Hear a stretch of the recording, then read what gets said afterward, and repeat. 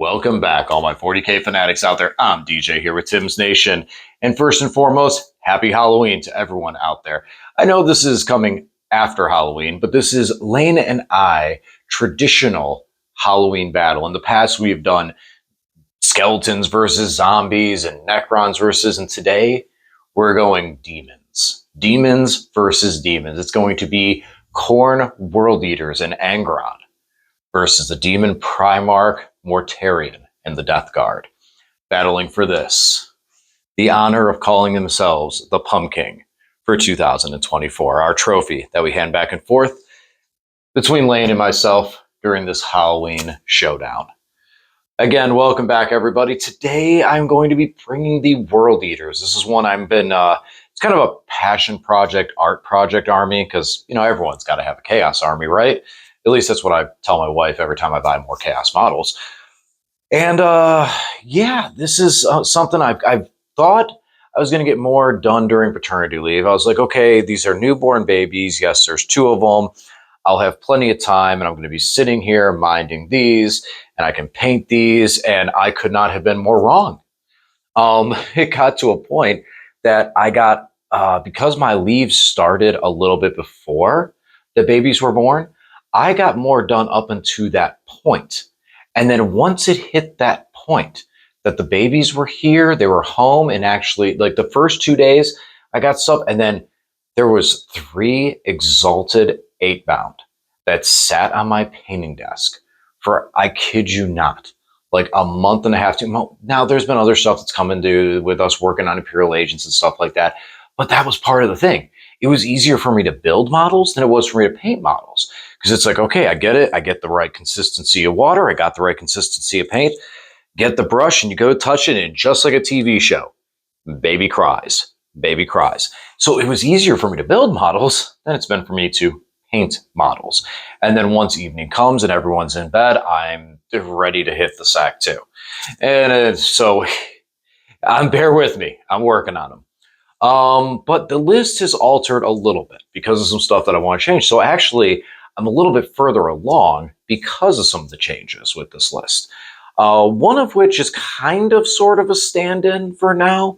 You'll understand when I get there with the list. There is something I really do want to try out. For the most part, this is going to be Lane showcasing Morterian, a battle of Khorne versus Death Guard, which we did once before.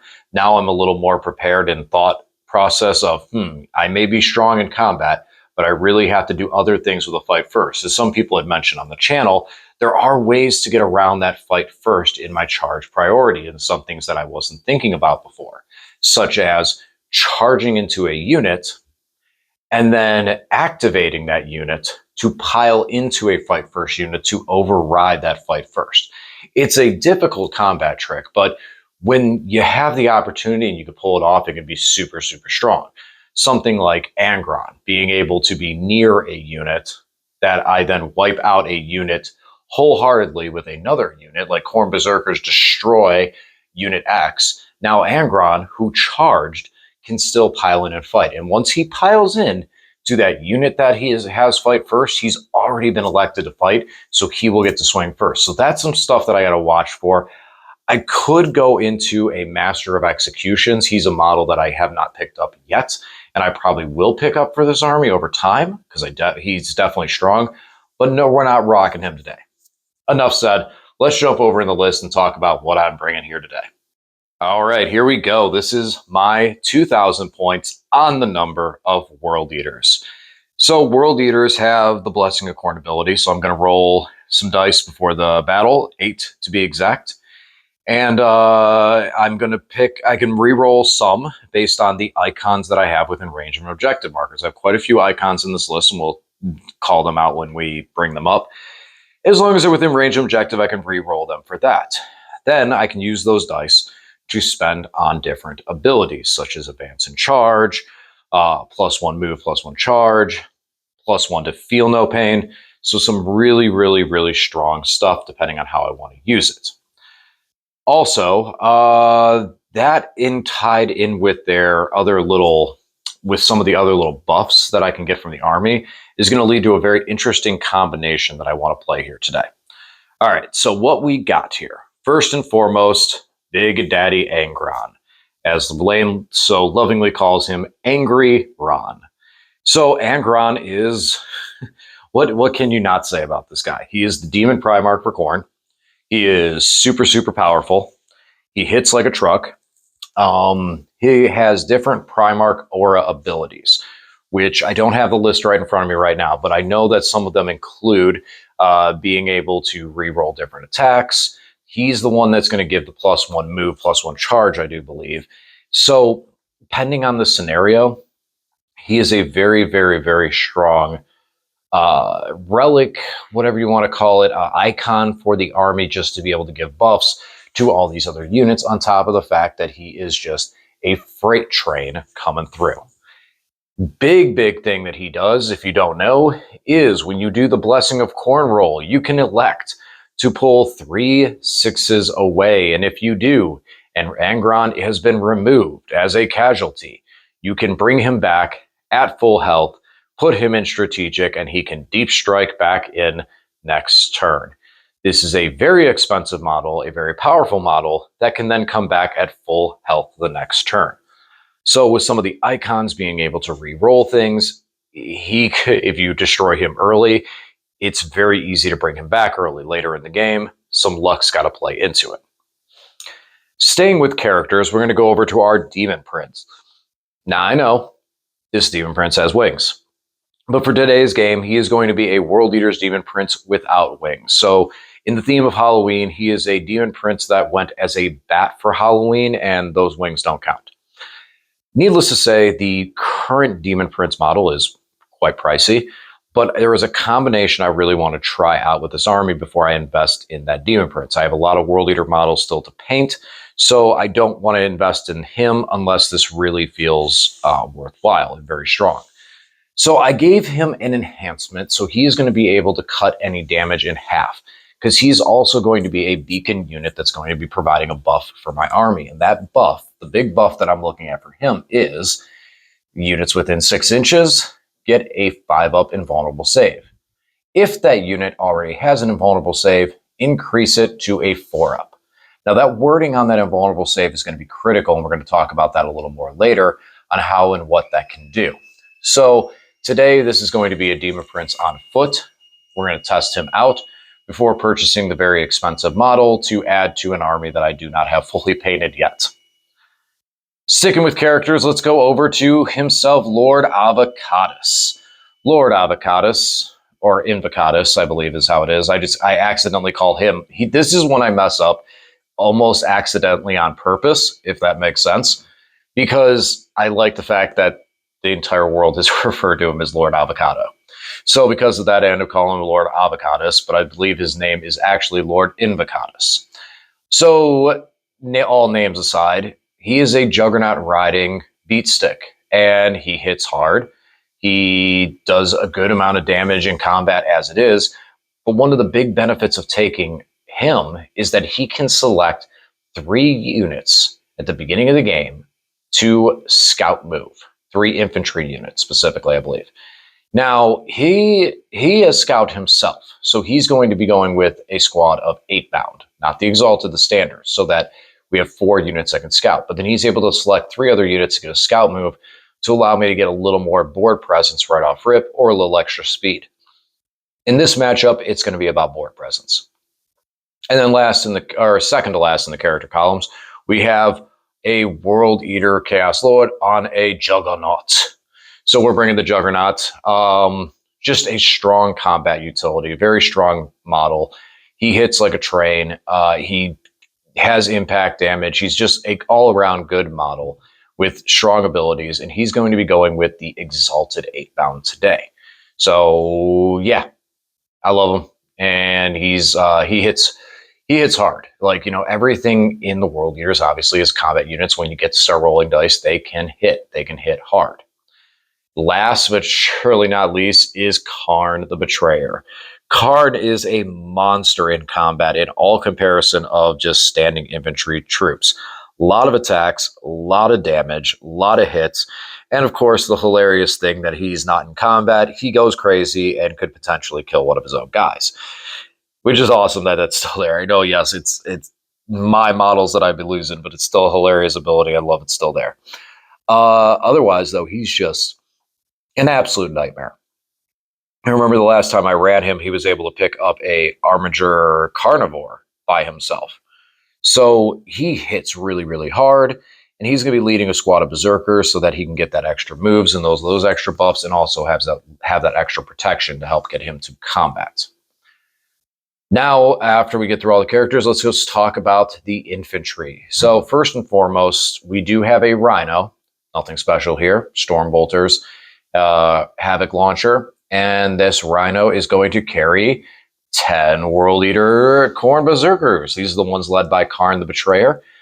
In this squad, we have the 3 plasma pistols, the 1 on the Sergeant and the 2 in the squad. And then we have also the 2 Eviscerators. So there's that, and the single Icon. These guys are very, very hard-hitting combat unit. They gain a lot of the same the blood ritual bonuses that we can get for the army for Feel No Pain and bigger moves. And these guys also, when you shoot and take one of them down, they're going to start moving towards you, and they can finish their move in combat with you, which can be really nice if you get these guys close with that Rhino and then they get shot at. Now you can shut down the rest of the shooting, and these guys are in combat. Being that they're not a unit that did not charge, you will normally get to elect to fight with them first, unless something else charges into them. So there's a lot of utility around these guys. They're a very, very, very strong combat unit and not too expensive. 180 points isn't too bad for how hard they can hit as long as they can get there. Now, considering we have the big squad of world leaders, the Khorne Berserkers, we're also going to take 2 5-man squads of Khorne Berserkers. These guys are going to have a single plasma pistol, a single eviscerator, and a single banner. These are going to be the ones that are hopefully going to be doing a lot of my secondary game. This list, I don't have a lot of options with secondaries. The Rhino is one, and these guys are kind of number 2. A bit tougher because then Cultists, because 3 up saves and 2 wounds apiece. So they have the same amount of wounds in the unit that the Jackals would have, except these guys are 15 points more, which, again, you have a 3 up save now. These guys are going to get hit with Invocatus' scout move, so they'll be able to get a little better board position, and then their plan is to just try to get them towards objectives and in areas where they can complete secondaries as the game progresses, since I don't have a lot of other things on secondaries. So basically, I'm putting 180 points into my secondary game for actions and things such as that, while other secondaries that involve killing or board positioning hopefully can be done with other units in my army. Oh, I guess you got the Rhino too. That's going to be doing secondaries late in the game. Next up, as I mentioned, I have 6 of the 8 bound, not the Exalted, regular 8 bound. So the regular 8 bound have a scout move. They do have a 5 up invulnerable save, so if they're near the Demon Prince, they will get a 4 up invulnerable save. We have the Feel No Pain buff for the army, which is one that'll probably be in effect for the majority of the game, so I'll at least have a 6 up. These guys, their inherit ability is to give the reroll to wound rolls, rerolling 1s, and then if the unit they're fighting is below half strength, then they get full rerolls to wound. So these guys are a good way for me to be able to get that reroll wound buff, as I have other ways to get reroll hits. This is where you get the reroll wounds from. It's on top of the fact of giving it to themselves. They have a ton of attacks. This squad hits something, they can just shred it, absolutely shred it, as long as it doesn't have fight first. So it's a very, very strong unit, very powerful unit. I like these guys a lot. I know that the Exalted 8-bound have the inherent Feel No Pain, which makes them a little bit tougher and more durable for things. But these guys, the buff they provide is very, very strong for my army going into the long-term scheme of the game. And it's not like I'm sacrificing that much because of how much damage these guys actually can do. And speaking of them, we have our 3 Exalted 8-bound. Now, Exalted 8-bound have a Feel No Pain. They both squads are basically the same stat line, except for the fact of that Feel No Pain that they come with inherently. So when I put the Feel No Pain buff on the army, these guys will get up to a 5 up, making them very durable. 3 wounds apiece, just like their brethren. But these guys come with a chain fist on them. So these guys are a little bit better suited for tearing through vehicles and higher toughness things with those chain fists. On top of the fact that they do still have the eviscerator, so they can still do a lot of damage into other things as well. these guys just, anything they touch, they destroy. They really do destroy. Just so much so, like a lot of things in this army in combat, though these guys are kind of slated towards more of the vehicle aspect. I want these guys kind of hunting the rhinos and vehicles that are getting to the outside that I might not necessarily be able to take down. That's where I want them. They get stuck into a battle against some plague marines that have fight first. It's not going to go very well for them. Using the invuln on top of the feel paid means that they can get through some of those fights a lot easier. Now, they only get the buff to their invul to a 4-up if they're near the Demon Prince, but since I'm deploying these guys today and not deep striking them, there is a possibility they could have that. And last, as far as the infantry, is one of the things I want to test today, and that is taking a big brick of 20 Jackals. Jackals inherently have a 6-up feel no pain.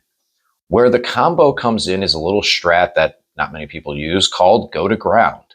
Go to Ground says you target an infantry unit for 1 command point, and that unit counts as being in cover, as well as gains a 6-up invulnerable save. Now we go back to the wording on the Demon Prince. The Demon Prince says that if the unit already has an invulnerable save, increase it to a 4-up. So by spending 1 command point, we are now giving this unit a 6-up invulnerable save. The Demon Prince would now be increasing that all the way to a 4-up. And with the buff from the Blessings of Khorne, they will have a 5-up feel no pain. This is an annoyingly obnoxious unit to take down, and is something that I'm looking forward to trying out and seeing how much durability we can really get out of this squad, to just have something to kind of swarm into an area, swarm up the middle, move along a flank, that is just a big, bulky blob. Now, one cool thing is a lot of these chainswords do have sustained, so these guys actually do pack quite a punch. In the first going, Lane and I were both very surprised at what these guys could actually do. So having a 20-man squad like that could just be a nice little hornet's nest, which is Khorne, hornet, get it? A nice little hornet's nest of dudes to just tear through things. Now, they have 2 icons in their squad.